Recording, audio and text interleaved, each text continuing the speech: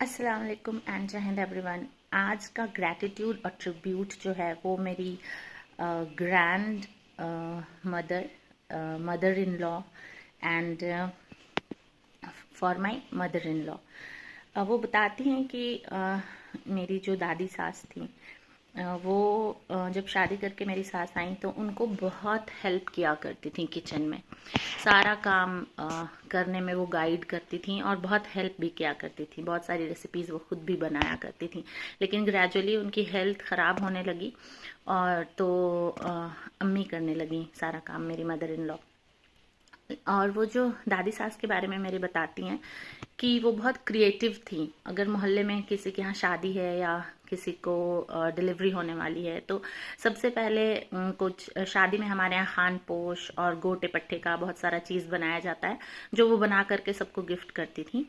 और अगर डिलीवरी है किसी की तो पहले के ज़माने में कोई रिलेटिव्स जाया करते थे ड्यूटी देने हॉस्पिटल में, तो वो जाती थी और अम्मी फिर घर का काम संभालती थी।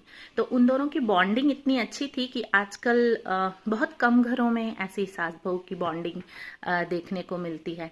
और जब भी वो ये कहानियाँ मुझे बताती हैं तो मुझे हमेशा लगता है कि हम मेरा और उनका रिलेशन भी कुछ इस तरह का होना चाहिए कि हम एक टीम वर्क बन के अपने घर का काम करें।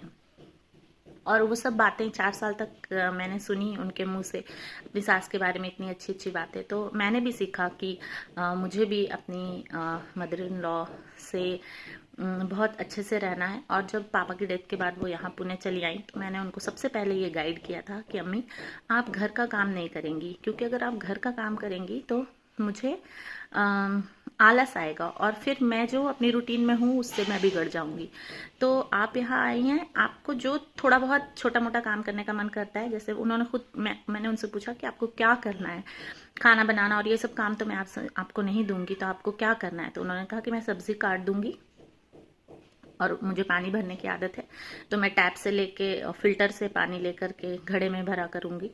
और सदफ उस टाइम छोटी थी, 4 साल की, उसको सारा काम मतलब बेदिंग और ये सब तो इमाम हेल्प करते थे मॉर्निंग में जब वो स्कूल जाती थी। 4 साल तक तो मैं उसके साथ ही थी।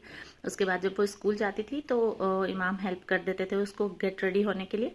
और ब्रेकफास्ट में वो दूध बिस्किट कभी खाती थी, कभी सिर्फ दूध पी के जाती थी, तो ये अम्मी उसको दिया करती थी।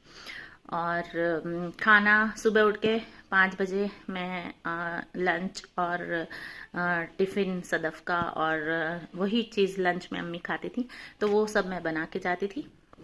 और सदफ आती थी शुरू में तो वो आती थी 12 बजे, लेकिन 2 साल के बाद फिर वो आने लगी 3 बजे, तो मेरा और उसका टाइम सेम हो गया था। तो इस तरह की सदफ से रिलेटेड कोई रिस्पॉन्सिबिलिटी उनको एज सच जो छोटे बच्चे को संभालने वाली होती है वो नहीं थी। Sadaf was herself very quiet child. वो स्कूल से आती थी और खाती थी, अम्मी लंच देती थी उसको, वो खाना खाती थी और उसके बाद फिर टीवी देख करके वो थोड़ा आराम करती थी, तो तब तक हम आ जाते थे स्कूल से। इस तरह की बॉन्डिंग मेरे और उनके बीच थी और अभी भी है।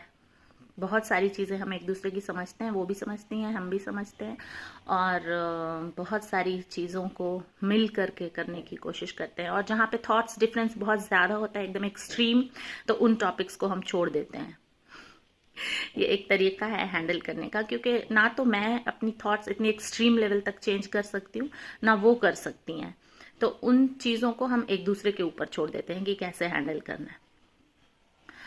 तो इस तरह से सास बहू की बॉन्डिंग मैंने मेरी अम्मी से भी सीखी, क्योंकि मेरी अम्मी भी मेरी दादी के साथ बहुत अच्छे से बिहेव करती थी और मेरी दद्दा भी अम्मी के साथ अच्छे से बिहेव करती थी। और मेरी सास और मेरी ददिया सास से सीखी। तो माशाल्लाह से अल्हम्दुलिल्लाह हम लोगों का रिश्ता अच्छा है। मेरे हिसाब से तो अच्छा ही है। चलिए इतना ही। अपने आसपास की अच्छाइयों से सीखते रहिए और अपनी ज़िंदगी अच्छी बनाते रहिए। तब तक के लिए जीते रहिए, खुश रहिए, आबाद रहिए। Keep blessing, stay blessed.